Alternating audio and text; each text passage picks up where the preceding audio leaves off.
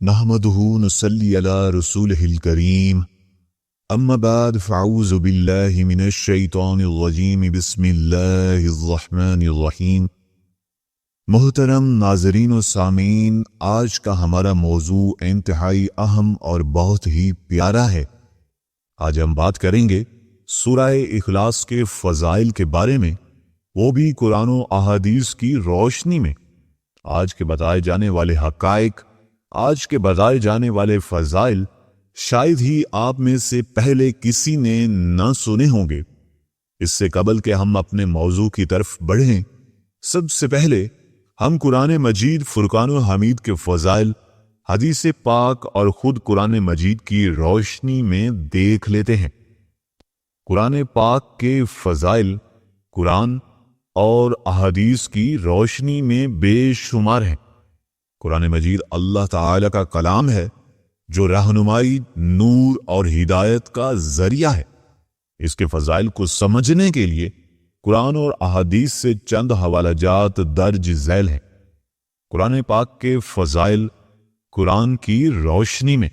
Number 1، ہدایت اور نور۔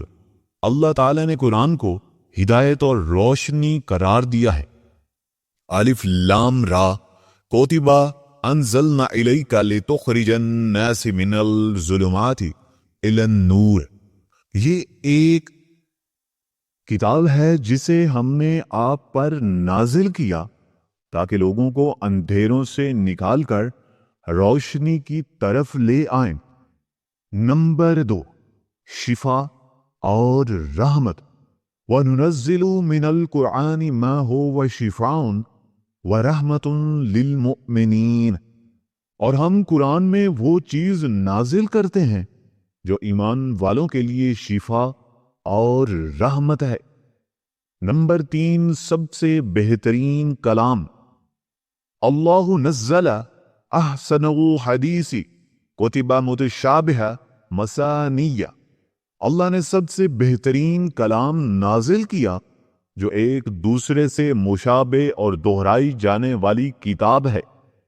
قیامت کے دن شفاعت کرے گا۔ جنہیں ہم نے کتاب دی ہے وہ اس کی تلاوت کا حق ادا کرتے ہیں، یہی لوگ کامیاب ہونے والے ہیں۔ سورۃ البقرہ۔ قرآن پاک کے فضائل احادیث مبارکہ کی روشنی میں۔ نمبر 1، بہترین لوگ وہ ہیں جو قرآن سیکھیں اور سکھائیں۔ نبی کریم صلی اللہ علیہ وآلہ وسلم نے فرمایا، خیرکم من تعلم القرآن وعلمہ۔ تم میں سے بہتر وہ ہے جو قرآن سیکھے اور سکھائے۔ قرآن پاک قیامت کے دن شفاعت کرے گا۔ رسول اللہ صلی اللہ علیہ وآلہ وسلم نے فرمایا، قرآن پڑھا کرو، بے شک یہ قیامت کے دن اپنے پڑھنے والوں کے لیے شفاعت کرے گا۔ نمبر 3، قرآن پاک پڑھنے والے کو بلند درجات ملیں گے۔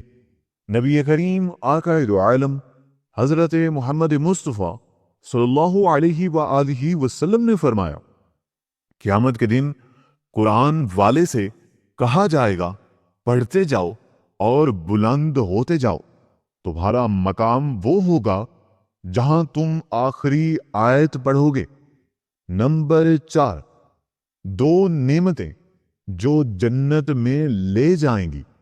آقا دو عالم حضرت محمد مصطفیٰ صلی اللہ علیہ وآلہ وسلم نے فرمایا، روزہ اور قرآن قیامت کے دن بندے کے حق میں سفارش کریں گے۔ نمبر 5، قرآن کی تلاوت دل کو منور کرتی ہے۔ حضرت عبداللہ بن عمر رضی اللہ تعالی عنہ سے روایت ہے کہ رسول اللہ صلی اللہ علیہ وآلہ وسلم نے ارشاد فرمایا، دل بھی زنگ آلود ہو جاتے ہیں جیسے لوہا زنگ آلود ہوتا ہے۔ پوچھا گیا، یا رسول اللہ، ان کا علاج کیا ہے؟ آپ نے فرمایا، موت کو یاد کرنا اور قرآن پاک کی تلاوت کرنا۔ سورۃ الاخلاص کے فضائل قرآن و احادیث مبارکہ کی روشنی میں۔ سورۃ الاخلاص قرآن مجید کی ایک مختصر لیکن انتہائی عظیم سورہ ہے۔ اس میں اللہ تبارک و تعالیٰ کی توحید، اس کی یکتائی کو بیان کیا گیا ہے۔ اس کے فضائل قرآن اور احادیث میں کئی مقامات پر بیان کیے گئے ہیں۔ قرآن مجید کی روشنی میں سورۃ الاخلاص کے فضائل، اللہ تبارک و تعالیٰ کی وحدانیت کا بیان۔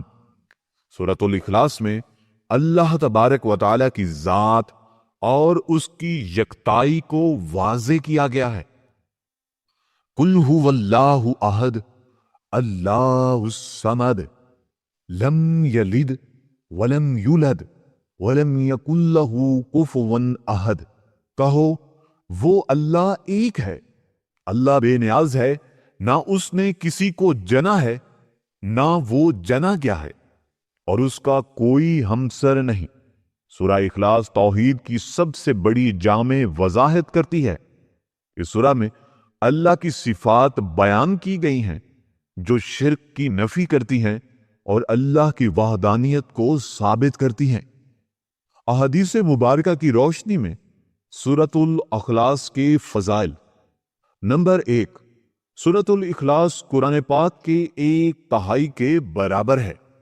نبی کریم صلی اللہ علیہ وآلہ وسلم نے فرمایا، قسم ہے اس ذات کی جس کے قبضہ قدرت میں میری جان ہے، بے شک سورہ اخلاص قرآن کے 1/3 کے برابر ہے۔ اس سورہ کی محبت جنت میں لے جائے گی۔ نبی کریم صلی اللہ علیہ وآلہ وسلم نے ایک شخص کے بارے میں فرمایا جو سورہ اخلاص سے محبت رکھتا تھا، تمہاری اس سورہ سے محبت تمہیں جنت میں داخل کر دے گی۔ نمبر 3، رات کو سونے سے پہلے 3 بار پڑھنے کی فضیلت۔ نبی کریم صلی اللہ علیہ وآلہ وسلم ہر رات سونے سے پہلے سورہ اخلاص، سورہ فلق اور سورۃ الناس 3 بار پڑھ کر اپنے ہاتھوں پر دم فرماتے اور پورے جسم پر پھیر لیتے۔ نمبر 4، نماز میں اس سورہ کی قرأت کی فضیلت۔ نبی کریم صلی اللہ علیہ وآلہ وسلم نے ایک صحابی کو ہمیشہ نماز میں سورۃ الاخلاص پڑھتے ہوئے دیکھا تو ان سے پوچھا گیا، تم ایسا کیوں کرتے ہو؟ انہوں نے جواب دیا، یہ سورہ مبارکہ اللہ رحمان کی صفت بیان کرتی ہے اور مجھے یہ سورہ پڑھنا پسند ہے۔ نبی کریم صلی اللہ علیہ وآلہ وسلم نے فرمایا، تمہاری یہ محبت تمہیں جنت میں لے جائے گی۔ نمبر 5، دعا کی قبولیت میں مددگار۔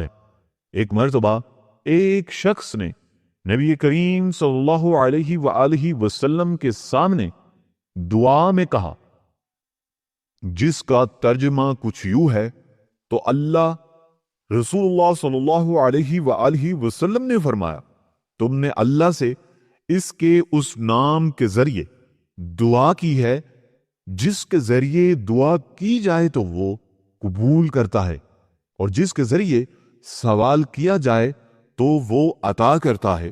اللہ تبارک و تعالی ہم سب کو نیک اعمال کرنے کی توفیق عطا فرمائے، قرآن پاک سیکھنے، سکھانے اور سمجھنے کی بھی توفیق